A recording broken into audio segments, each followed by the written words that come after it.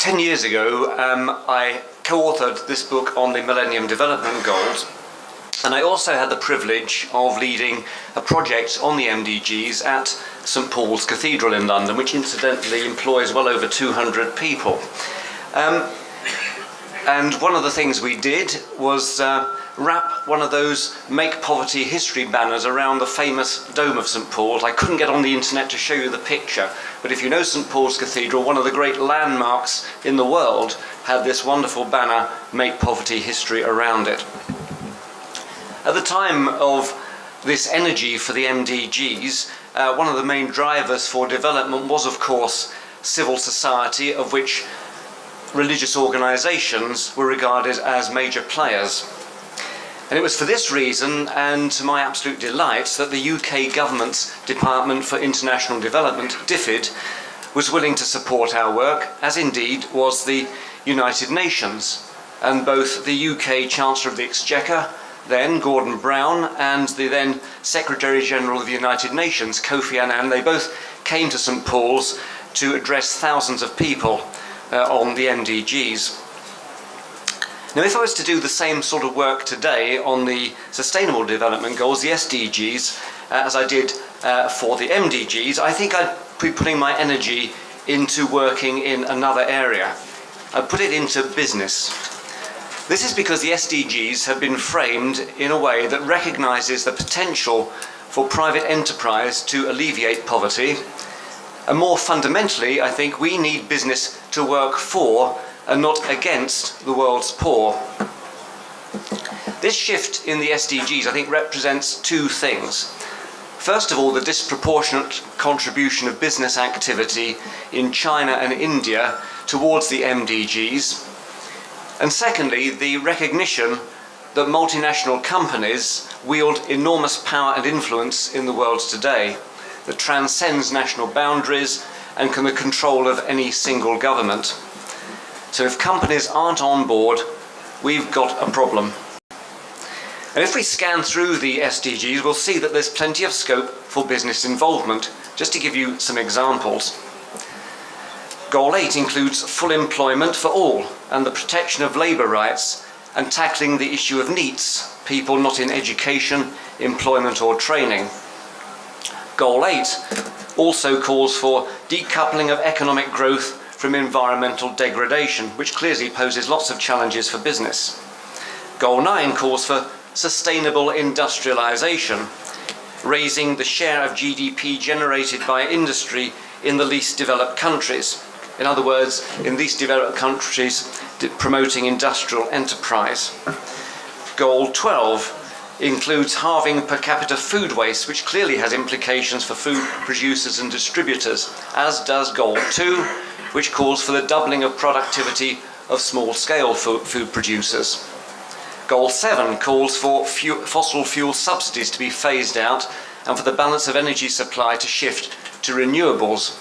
Goal 6 for universal access to water and sanitation has implications for the water and utilities industries.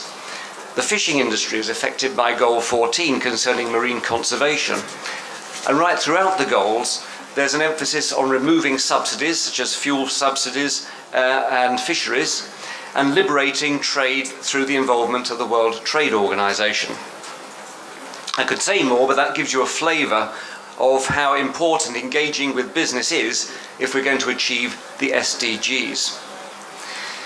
And because of this focus, the United Nations has provided guidelines for businesses, particularly multinational companies, to implement the SDGs, what they call the SDG Compass.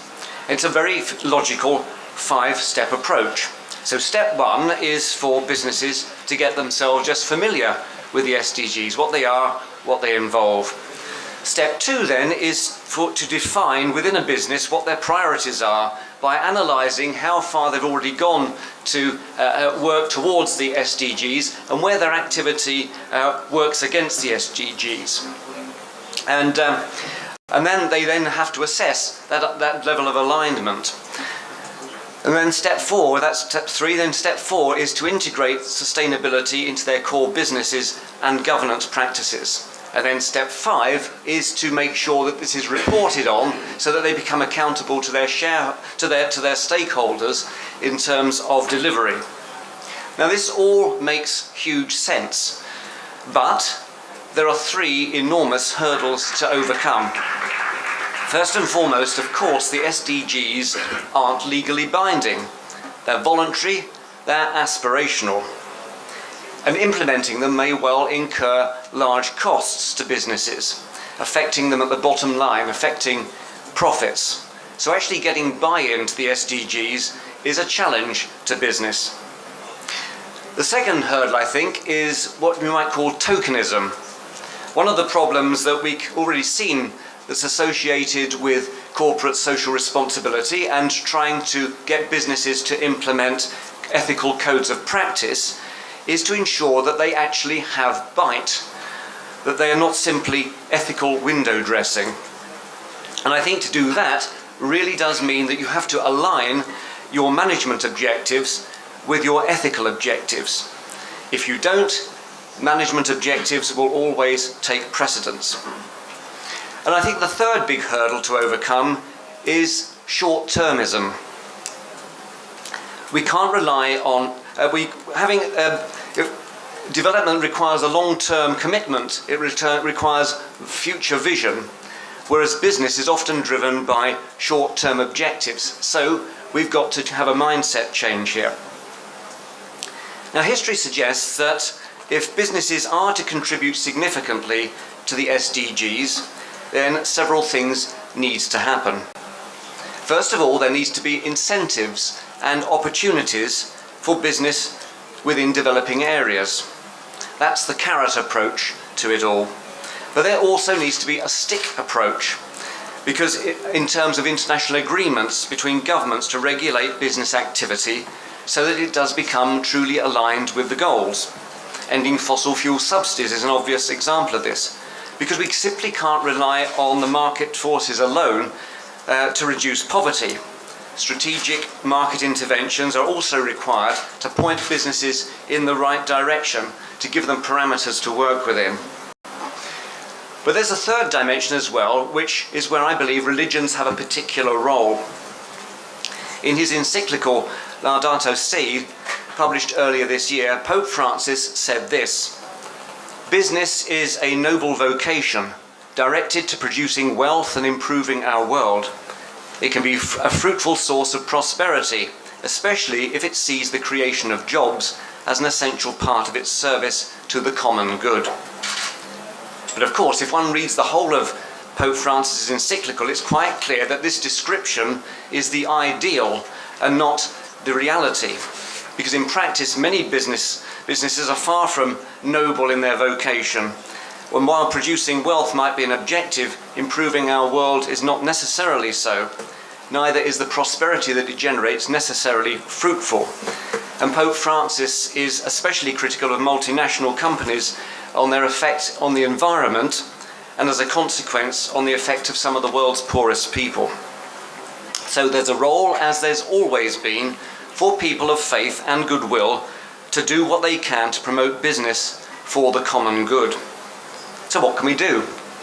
One way, I think, is through ethical investment. As said in the introduction, for a number of years I was an advisor to the Church of England on ethical investment. And I was delighted when our advisory group switched its policy from recommending that the church disinvest immediately from firms it deems unethical, to engaging with them, to take on senior management, to talk to them, to ask them to change what they do, with disinvestment as the last resort. Jesus meeting and challenging sinners and tax collectors, not ignoring them, that was our inspiration. Shareholder pressure, particularly from organisations that have some moral weight, some moral clout, such as religious organisations, can have leverage when it comes to these discussions with business. I've also worked as a priest among those working in the financial sector in the City of London, one of the world's major financial centres. Now, the city doesn't have a good ethical reputation, particularly after the financial crisis of 2007. But what it does have is a number of people of faith and goodwill who work within the industry at all levels. And I've tried to engage with such people at a senior level, partly through the book I co-authored on ethics in investment banking, hoping that senior management would take on ethics and spiritual issues seriously, take them seriously. The projects I've been involved in are very small scale compared with what's required in terms of creating a mind shift. But the encouraging thing for me is that there are senior figures within the city who do have a sense of vocation, who do see their work in terms of contributing to the common good, and who are open to dialogue. And what's true in the city is, I'm sure, true in other sectors, which is why I think that initiatives to get people to think about how their faith relates to their working lives is vitally important. And so a group of us clergy in the city were inspired by the Woodstock Business Conference that was established by the Roman Catholic Church in the US to set up a similar project in the UK, the Faith and Work Forum. And there are many other such initiatives that are hopefully having some influence on businesses. What's also encouraging is that some city firms are taking religion seriously for cultural reasons. They want to understand what makes their highly international and diverse workforce tick, and how to be sensitive and supportive of their cultures within the workplace. And only last week I was told of a partnership involving a leading international finance company and an interfaith organisation. And this project is about to be launched and spun out to the company's clients. Now, these sorts of projects will inevitably enable people of faith to help shape business and ethics and corporate social responsibility from the inside. But I want to draw to an end by saying I don't want to be over-optimistic about the roles that faith can play in influencing business, certainly within the city. In 2011, St Paul's Institute at St Paul's Cathedral commissioned a survey of city workers called Value and Values: Perceptions of Ethics in the City Today. One of the most striking findings was that 76% of city workers disagreed, and most disagreed strongly, that the city should listen more to the guidance of the church. I want to put that in context against another survey in the UK on reputation about religion. In another national survey recently taken, only 20% of respondents regarded the Church of England, that's our national church, as a positive voice in society. And of that 20%, only 16% of those said it was because the church had an ethical voice. Now, I realise this is England, and we can't extrapolate to every part of the world. But at the very least, it's a salutary reminder that people of faith should be aware that taking the moral high ground, or to assume that others will see them as ethical role models, is not necessarily going to work. Some religious organisations, including my own church, need to regain trust within their societies, because without that trust, any sort of fruitful engagement with other groupings is simply not possible. So to conclude then, I believe that people of faith have much potential to contribute to sustainable development through the SDGs. They can contribute, as they've so often done, through their own initiatives, through joint initiatives with other organisations, through lobbying governments and others, through education.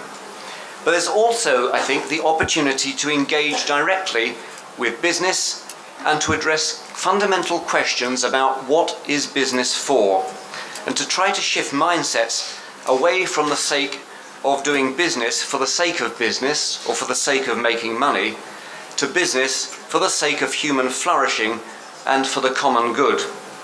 But this, though, is far from easy, and in the process, some faith organisations will need to regain the trust that they once had and build credibility on ethics before they will be taken seriously. Thank you.